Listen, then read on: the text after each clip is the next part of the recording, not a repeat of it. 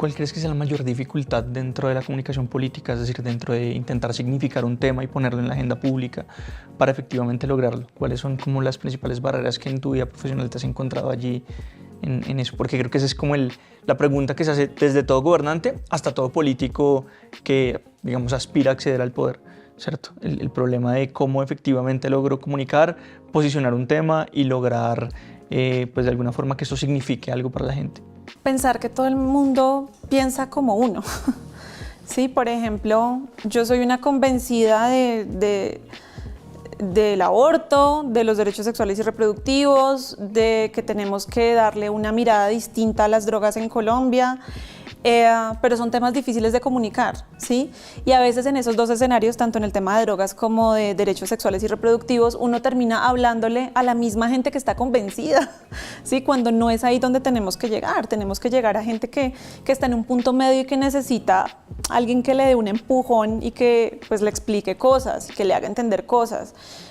Porque, por ejemplo, yo que me reconozco como una persona feminista, hace algunos años yo decía, uy, pues el aborto sí, pero solo bajo las 3 causales, porque es que, sí, claro, pero ya después empiezas a entender por qué es que las 3 causales no son suficientes, ¿sí? Porque es que no todo el mundo puede interrumpir un embarazo en la 5ª semana, sino que tiene que esperarse hasta que el centro de salud le dé la gana de quitarle tanta traba para que pueda abortar, ¿sí? Entonces yo creo que la mayor barrera pues es esa, ¿sí? Asumir que todo el mundo piensa como uno. Nos estamos comunicando como entre una misma burbuja y hay que romper eso, hay que romper esa caja de resonancia porque si no, pues no comunicamos al público que queremos comunicar. ¿Has tenido alguna vez como algún episodio en tu carrera profesional donde haya algún hecho público, político, que no haya sido comunicable o muy difícil de comunicar? Como, no, definitivamente esto no es vendible, pues. Fíjate que cuando lo pienso, ni siquiera estoy como recordando algo de un trabajo que haya tenido, sino con mi causa personal, que es sobre las cirugías. Muchas veces a mí me han propuesto como, oye, ¿tú por qué no promueves una fundación que ayude a mujeres víctimas para que les cubran la cirugía? Y yo le decía, porque es que es muy difícil comunicar que una persona que voluntariamente se hizo una cirugía que salió mal, ahora quiere la ayuda de un tercero para que, ¿sí? Es diferente que tú digas, voy a donar para que un niño de labio leporino pues pueda tener una mejor condición de vida, a decir, voy a ayudar a una mujer vanidosa que se quiso operar a que tenga una mejor condición de vida, ¿sí? Es complejo de comunicar. ¿Por qué? Yo creo que porque hay mucho machismo de por medio, ¿sabes? Porque si fueran los hombres los que sufren más consecuencias en cirugías estéticas, que los hay, te digo, no en el mismo porcentaje que las mujeres, pero los hay, solo que pues, no lo van a exponer públicamente. Pero si fuera el caso contrario, te aseguro que seríamos más blandos como con ese tipo de casos, ¿sabes? Incluso me pasó una vez, me llamó Darío Arismendi, que pues es un periodista muy reconocido, ¿no? Aquí en Colombia, cuando estaba en Caracol Radio, porque él estaba haciendo unos perfiles de mujeres destacadas en Colombia a propósito del 8 de marzo, entonces yo me estaba presentando como en radio y dijo, bueno, y vamos a escuchar a una colega nuestra, periodista, víctima de la vanidad, dijo así. Entonces yo entré y yo... Si algo he aprendido en la vida es que se atrapan más moscas con miel que con hiel, entonces traté de ser lo más sensible posible y le dije, bueno, yo no soy víctima de la vanidad, yo soy víctima de un médico negligente, soy víctima de un Estado que no ha querido hacer nada sobre este tema, soy víctima de un Congreso que no ha legislado, pero no soy víctima de la vanidad. ¿Sí? Curiosamente, en esa misma mesa de radio, hacía unos días habían entrevistado a un excontralor en Antioquia que se había hecho una liposucción en un hospital público que él auditaba, o sea, era escandaloso por donde se le mire, ¿sí? Cuando lo entrevistaron a él jamás le preguntaron por qué fue vanidoso y por qué se operó, ni jamás le dijeron el vanidoso contralor, bienvenido, no, nunca. Entonces yo creo que es un tema difícil de comunicar la sensibilidad de hay mujeres víctimas de este tema, porque hay un machismo de por medio, no nos miden con la misma vara, ¿no? Y finalmente es muy raro porque tú ves en redes sociales comentarios de si una mujer está, no sé, sin maquillar y con el pelo, qué sé yo, desaliñado, entonces, uy, tan dejada, ¿no? Pero entonces si te produces y te maquillas, tan vanidosa. Entonces, ¿qué quieren? ¿No? Es como, entonces yo creo que el machismo pues ha sido una barrera para comunicar ese tema. Tremendo, me parece súper interesante además porque, bueno, con Darío Arizmendi, que sin duda tiene su gran mérito como periodista, pero ha tenido una cantidad de episodios de ese estilo también, no solo alrededor del machismo, sino recuerdo en épocas de las movilizaciones estudiantiles que le preguntaba a los estudiantes: ¿y ustedes por qué se portan tan mal? ¿No les enseñaron a portarse bien en su casa? O sea, no, quitándole toda legitimidad a la lucha, porque desde su perspectiva, pues esto era una cantidad de niñatos allí que Claro. seguramente por diversión querían manifestarse alrededor de la educación. Entonces, sí, claro, todavía hay una cantidad de barreras de comunicación que vienen además a veces desde el periodismo hegemónico, pues. Quería ya que entráramos a conversar sobre la lucha que has dado en Cirugía Segura, que me parece una nota, pero pues empezar contando lo que pasó. Entiendo que tienes una cirugía estética a los 21 años y allí empieza un calvario que te lleva a investigar y que te lleva a descubrir una cantidad de cosas. Sí, yo me sometí a una cirugía de reducción de senos en el 2014, una cirugía que sale mal. Al tercer día de la cirugía, cuando me quitan el vendaje, yo tenía un pezón negro, ¿sí? Y me acuerdo que el médico me dijo: tranquila, la voy a mandar a una cámara hiperbárica, es un tratamiento que le ayuda a regenerar los tejidos. Si no se regenera el tejido, no se preocupe, que yo con piel de la entrepierna le hago un nuevo pezón y se lo tatúo para que le quede simétrico con el otro. Así, con esta tranquilidad que estamos hablando, y yo, ¿qué? Por fortuna eso no ocurrió, mi tejido se regeneró, pero el resultado estético era lamentable, era desastroso, ¿no? Entonces el médico me dice: no, vamos a esperar, en 6 meses hacemos un proceso, una cirugía correctiva. Entonces yo volví al año, ¿sí? Y el remedio fue peor que la enfermedad. La herida fue mucho peor, la recuperación fue horrible, un seno más grande que el otro, había una herida que no cerraba, ¿sí? Porque esta cirugía de reducción de senos implica una herida hacia abajo, una herida debajo, entonces es como una T y hay un vértice, ¿no? Y ese vértice no cerraba. Cuando yo me hacía la curación me alcanzaba a entrar casi que una falange del dedo. Yo iba al consultorio y me decía: no, ponte toallas higiénicas en el brasier, es que la sangre es muy escandalosa. Yo duré tomando antibióticos un montón de tiempo porque tenía una herida abierta, y la respuesta era: ponte gelatina sin sabor, que eso ayuda a cicatrizar, ponte toallas higiénicas, porque yo además en ese momento todavía era reportera, entonces uno como reportero no tiene tiempo de nada, ¿no? Entonces yo necesito viajar, necesito hacer cosas, y yo no puedo vivir con toallas higiénicas en el brasier.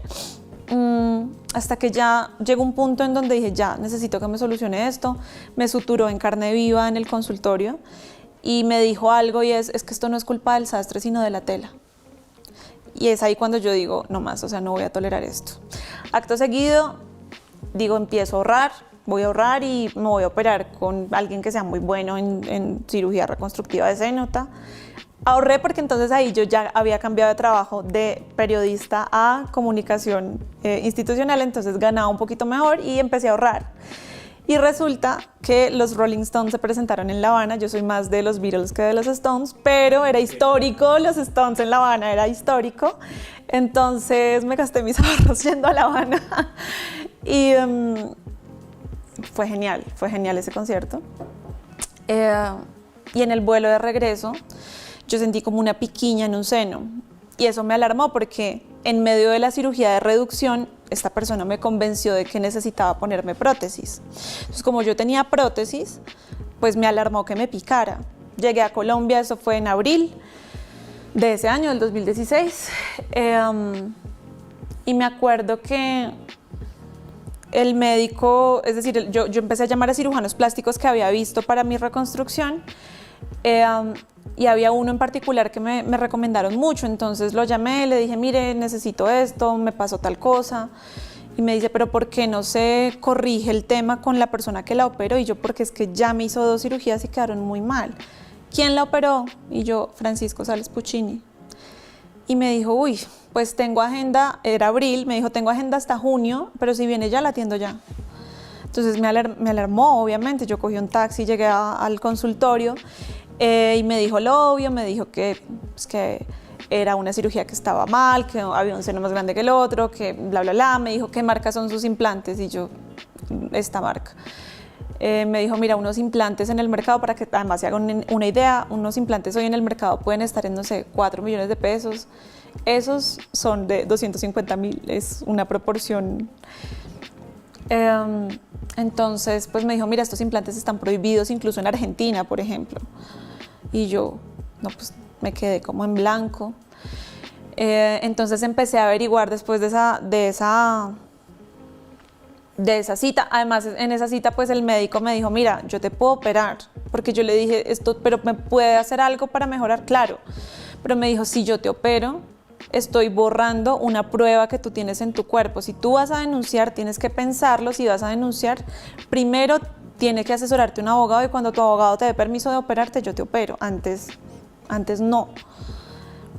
Y eso me frustró mucho, porque para mí fue muy duro vivir así tanto tiempo. Yo tenía una pareja con la que duré muchos años, pues era mi pareja como del colegio, duramos igual la universidad, y yo no pude volver a tener sexo con esta persona. O sea, no quería que me tocara, no nada. Y no porque él me hubiera dicho algo, o sea, con o sin cicatrices, para él yo era Paulina Vega, o sea, seguramente, pero yo no quería, me sentía incómoda, me sentía mal.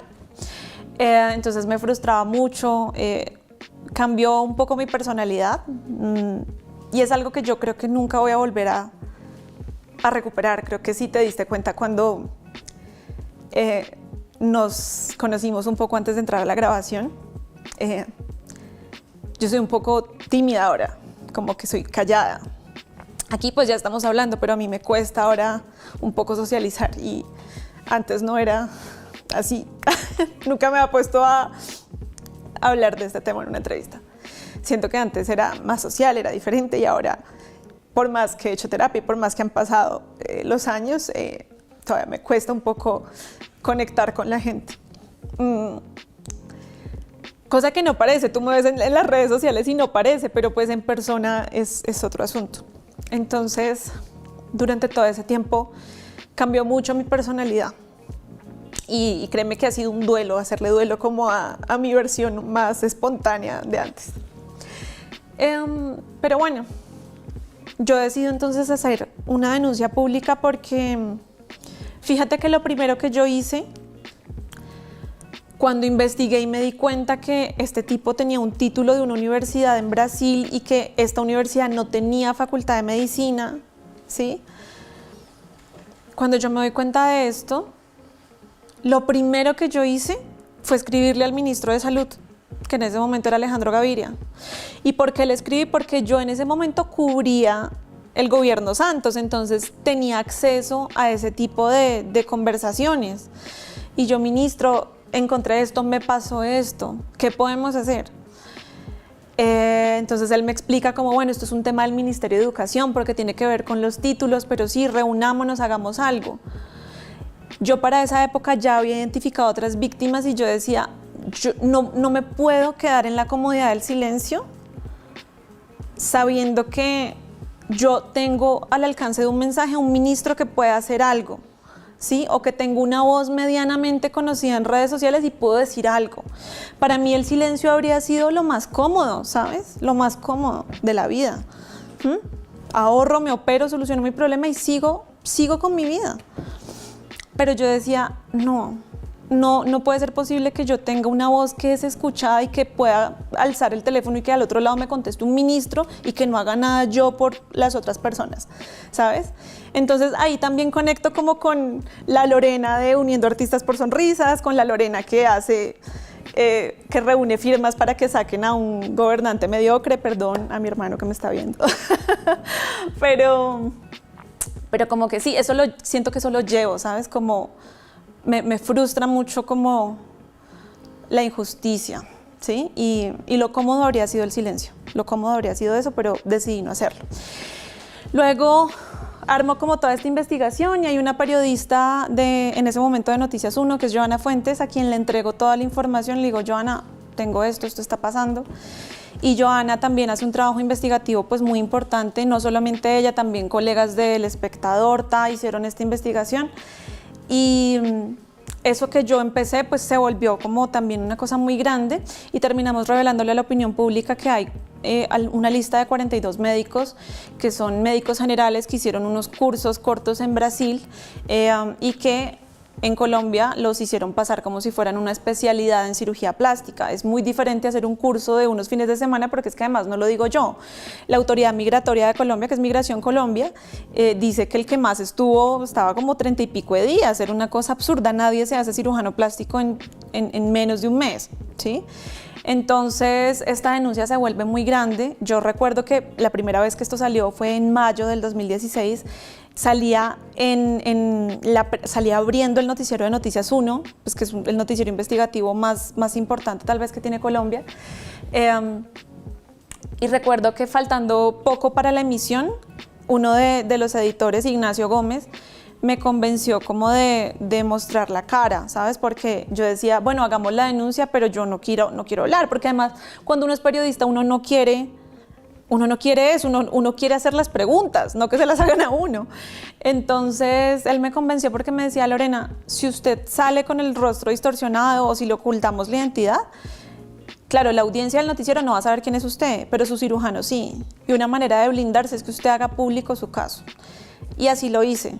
Y eso me cambió por completo la vida porque esto fue mediáticamente muy grande en Colombia en ese año, en el 2016. Esto pasó a la BBC, esto pasó al Jazeera, esto trascendió fronteras. Entonces fue un tema muy grande y se volvió mi causa. Tuve unas hadas madrinas en mi vida, mis amigas, Ángela Mejía, Laura Robles, Yamile Arango. Son periodistas que en ese momento me contuvieron mucho y me dijeron, bueno, si esto lo vas a hacer de una causa de tu vida, vamos a hacerlo a lo grande. Y fueron las que estuvieron acompañándome como en hacer una entrevista con medios sobre un tema tan sensible, pues uno tiene que tener mucho cuidado con lo que va a decir, etcétera. Esto involucró, por supuesto, pesos pesados del derecho penal, ¿no? Jaime Granados, que es el abogado de expresidentes y figuras y políticos muy importantes, pues salió a decir que me iba a demandar porque su cliente, pues por supuesto, fue el cirujano que me hizo esto. Eso no es fácil cuando uno tiene 21 años. Yo tenía 21 años cuando pasó todo este escándalo y cuando a diario estaba atendiendo entrevistas y cuando uno de los penalistas más poderosos del país dice que me va a demandar, yo tenía 21 años. Fue una presión muy grande, tal vez para ese momento. Luego empieza un proceso jurídico, empiezan unas audiencias donde yo tengo que ver a esta persona. En uno de esos días yo intenté suicidarme. Hoy en día hablo del tema como sin tapujo, porque creo que es algo de lo que hay que hablar. Pero en su momento para mí fue mi derrota personal más grande. ¿Por qué? Porque desde que yo... Además es que no solo salí en Noticias 1, ¿no? Salí mostrando el daño en la portada del Espectador y a partir de esas dos cosas todo el mundo me escribía, eres una valiente, eres una tesa, valiente, valiente, valiente, valiente. Entonces como que yo no conectaba con que una persona que por un lado es valiente se quisiera quitar la vida, como que yo decía, qué boleta yo, o sea, qué boleta de valiente si quise quitarme la vida, como que yo decía, qué oso. Entonces fue muy duro. Pero hoy en día hablo de esto sin pena, pues porque entendí que con semejante presión, teniendo 21 años, antes, digamos que puedo contarlo hoy. Entonces, en algunos momentos, mi psiquiatra que me acompañó durante todo ese tiempo me decía, pues, Lorena, también puedes darle una pausa a tu activismo, porque pues es algo que te afecta y que te duele, porque es que a diario yo recibía historias de mujeres de mira, esto me pasó, él en consulta me violó, refiriéndose a otros médicos, no estoy poniendo ningún nombre y lo digo claramente porque si no después me demandan, pero casos de violencia sexual en los consultorios, casos de pues, mujeres que fallecieron, casos de... Entonces esto de verdad que me exaltó mucho y bueno, con mucho acompañamiento pues pude darle un orden como a tantas ideas y a tantas cosas Y eso se convirtió en Cirugía Segura Ya, que fue es una iniciativa que empezó en lo digital como un llamado a que hicieran algo, pero que se concretó también oiga, en Colombia no hay una ley que diga lo básico, y es que solamente médicos debidamente especializados pues pueden hacer cirugías plásticas, ¿cierto? Entonces, es un proyecto de ley que hemos presentado varias veces en el Congreso. Este es el 5º intento. Y ojalá que la 5ª sea la vencida. Apoya el trabajo periodístico del Tercer Canal. Ingresa a la app o a www.nequi.com. En la app ve al signo pesos y elige la opción enviar plata o a la opción recargar. Recuerda que en la página web escoges la opción recargar. Ingresa a la aplicación o a la página web de DaviPlata. Dale clic a la opción pasar plata. Elige la opción a otro DaviPlata, llena los datos y digita el número de cuenta 304-271-5010. Continúa los pasos y confirma tu aporte y listo. Juntos visibilizamos la otra Colombia. Si te gusta nuestro contenido y no quieres perderte nada de la agenda alternativa, suscríbete a nuestro canal y activa la campana de notificaciones. Recuerda darle like a este video y por supuesto compartirlo con tus familiares, amigos y conocidos. Así juntos visibilizamos la Colombia profunda. Recuerda, somos el Tercer Canal, la voz de los que no tienen voz.